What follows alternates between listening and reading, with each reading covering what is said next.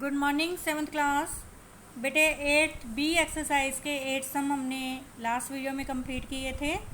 आज हम कर रहे हैं सम नंबर 9। आगे के सम। इन एन आइसोस्केल triangle the base angles are equal.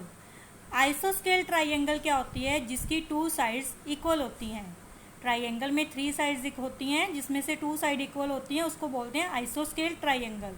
इसके बेस एंगल क्या है? इक्वल है। ये देखिए, ये ट्राइंगल बनाई हुई है, इसके बेस एंगल क्या है? ये नीचे बेस की ओर बने होते हैं। जो बी और सी है वो बेस एंगल है, और वो दोनों क्या है? इक्वल हैं। And the vertices angle is thrice either base angles.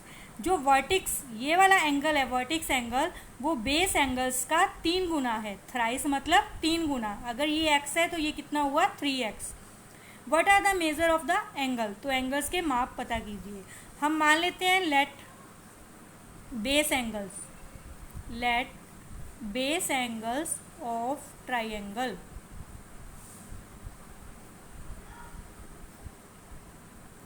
कितने कितने हैं? वो x और x। और वर्टेक्स एंगल तो कितना हुआ? Vertex angle 3x। हम जानते हैं कि ट्राइंगल के 3 एंगल्स का जो सम होता है वो कितना होता है? 180। Sum of angle in a triangle, हमारा जो प्लस होता है ट्राइंगल के तीनों एंगल्स का, वो कितना होता है? 180। एक एंगल x, दूसरा भी x, और तीसरा कितना हुआ? 3x। तो इन तीनों को हम प्लस करके 180 के इक्वल करेंगे। 1x 2x 2 और 3 कितने हो गए? 5x is equal to 180। तो x की वैल्यू आ गई 180/5। हम इसको डिवाइड करेंगे तो कितना आ गया? 36 डिग्री। कितना आ गया? 36 डिग्री। तो एंगल B कितना आ गया? 36 डिग्री। एंगल C कितना आ गया? 36 डिग्री। देखिए B और C हमने x माने थे, तो ये 36 एंड 36। और एंगल A इसका थ्राइस था, 36 इंटू 3 108। तो ये आ गए तीनों एंगल्स। आप इनको तीनों को प्लस करके देखोगे तो इनका प्लस आएगा 180। 36 36 72, और इसमें प्लस करोगे 180। तो इस तरीके से बेटे आपने स्टेटमेंट को समझ के सम करना है। नेक्स्ट वन है sum number 10। The sum of 3 consecutive natural number is 45। देखिए 3 लगातार नेचुरल नंबर जिनका प्लस आता है 45, तब फाइंड द नंबर। हम मान लेते हैं लेट 3 कंसिक्यूटिव नेचुरल नंबर्स। देखिए पहला नंबर हम मानते हैं x। दूसरा नेचुरल नंबर क्या होते हैं? लगातार। तो अगर पहला x है तो दूसरा क्या होगा? उसमें 1 प्लस कर दीजिए। फिर तीसरा क्या होगा? उसमें 2 प्लस कर दिए। जैसे 6 7 8, ये क्या है? लगातार नंबर है। 6 में 1 प्लस किया 7, 6 में 2 प्लस किया 8। तो ये लगातार कंसिक्यूटिव का मतलब होता है लगातार। पहला x, दूसरा x + 1, तीसरा x + 2। और सम ऑफ नंबर्स क्या है? सम ऑफ नंबर्स कितना है? 45।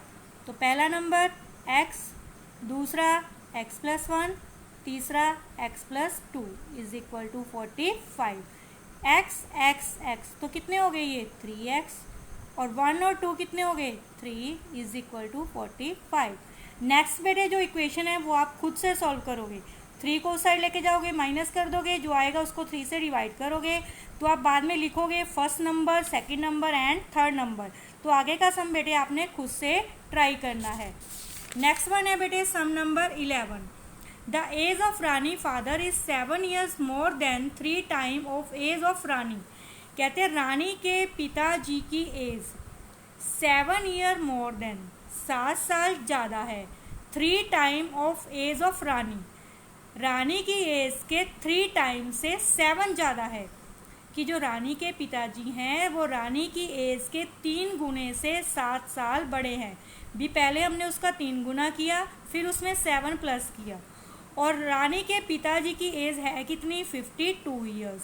तो बताइए रानी की एज कितनी है।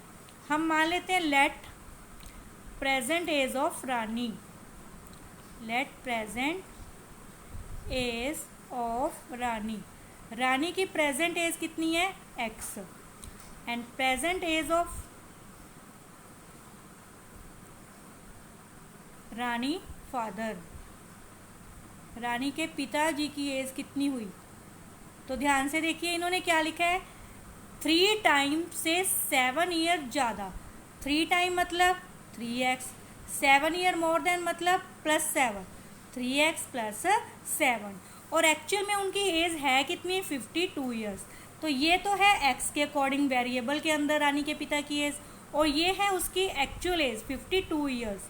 तो अकॉर्डिंग टू क्वेश्चन कि रानी के पिताजी की एज कितनी है 3x + 7, और एक्चुअल है कितनी उनकी एज 52, दोनों तरफ क्या है रानी के पिताजी की एज 52 ईयर्स, और ये भी क्या है 3x + 7 रानी फादर एज।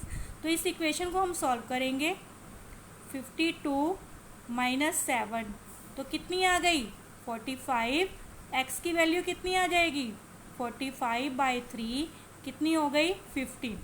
तो x हमने क्या माना था रानी की एज, तो एज ऑफ रानी कितनी आ गई 15 year, age of Rani 15 year. हमें सिर्फ रानी की एज पर पूछी थी। अब देखिए रानी की एज 15 है, उसका 3 गुना कितना हुआ 45, अब उसमें 7 ऐड करोगे तो कितना हो गया 52 होगी ना। देखिए रानी के पिताजी की एज 52। तो इस तरीके से हम इस सम की चेक भी ऐसे कर सकते हैं। तो नेक्स्ट सम में बेटे 13 12 सम की इक्वेशन में आपको समझा रही हूँ। ये देखिए 12 sum, Sehwag score twice as many runs as Rohit, Sehwag ने रोहित से दुगने रन बनाए, स्कोर बनाए, ट्वाइस मतलब दुगने, अगर उसके एक्स हैं तो सहवाग के हैं 2x। Together their runs fell two short of double century, दोनों के अगर रन प्लस किए जाएं तो उनके जो प्लस है स्कोर्स का वो डबल सेंचुरी से 2 कम है। देखिए एक सेंचुरी में कितने स्कोर्स होते हैं 100, तो डबल में कितने हुए 200, तो दोनों ने मिलके 2 शॉट कम बनाए, यानी 200 से 2 रन कम बनाए। कितने बनाए 198। 2 सेंचुरी में बेटे 200 रन हो गए, उन्होंने 2 रन कम बनाए हैं तो 198 बनाए हैं दोनों ने मिलके। तो देखिए रोहित के x सहवाग के 2x, फिर x और 2x को प्लस करके आप 198 के इक्वल रखोगे और इक्वेशन को सॉल्व करोगे। नेक्स्ट वन है 13 sum, the present age of Amit is 2 time that of Sumit, Amit की प्रेजेंट एज सुमित की प्रेजेंट एज से 2 टाइम, 2 मतलब ट्वाइस दुगनी है। 5 years एगो 5 साल पहले, एगो का मतलब पहले, sum of their ages was 29 year, 5 साल पहले उनकी एजेस का जो प्लस था वो 29 ईयर्स था। फाइंड देयर प्रेजेंट एज, तो उनकी प्रेजेंट एज क्या होगी, तो हम मान लेते हैं प्रेजेंट एज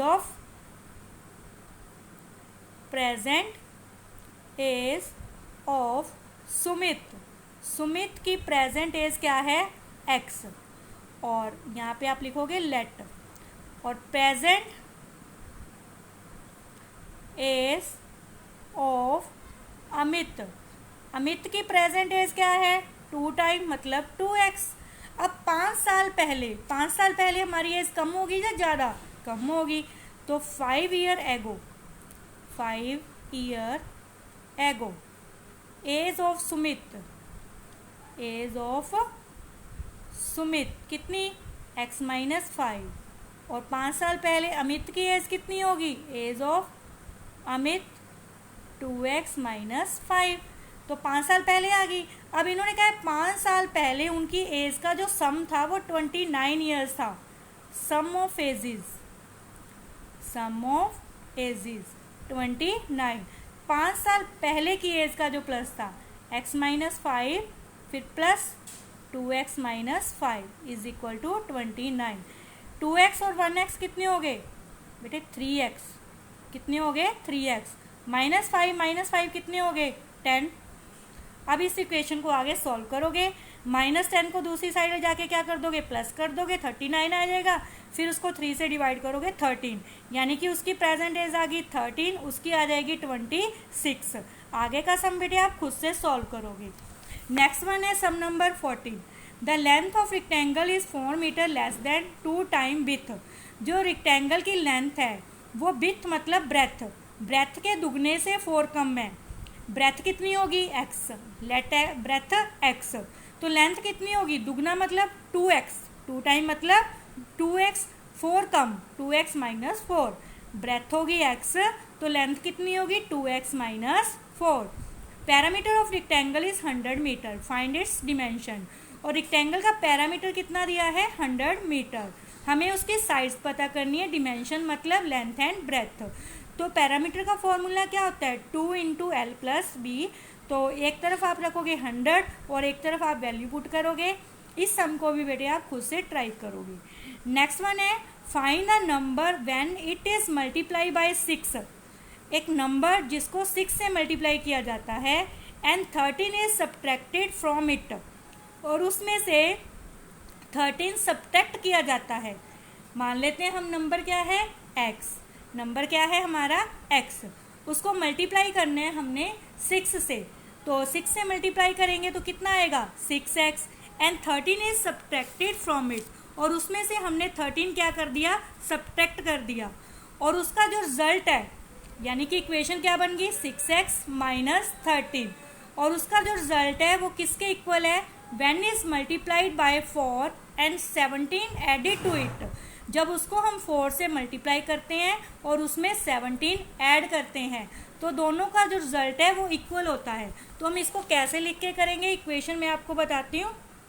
तो आप लिखोगे लेट ए नंबर, आप पहले मान लेते हैं हमारा जो नंबर है वो क्या है x, तो क्या करना है हमने पहले कहा है 6 से मल्टीप्लाई, तो 6 से मल्टीप्लाई कर दिया 6x, और 13 को क्या कर दिया सब्ट्रैक्ट, 13 सब्ट्रैक्ट कर दिया, और जो रिजल्ट है वो किसके इक्वल है 4x प्लस 17 के, दोनों का जो रिजल्ट है वो क्या है इक्वल है। आगे की इक्वेशन बेटे आपने खुद से सॉल्व करनी है। और इसी के साथ बेटे हमारी जो एक्सरसाइज है वो कंप्लीट हो गई है, और आपने साफ साफ राइटिंग के अंदर फेयर नोटबुक पर कंप्लीट कर लेनी है। Thank you students.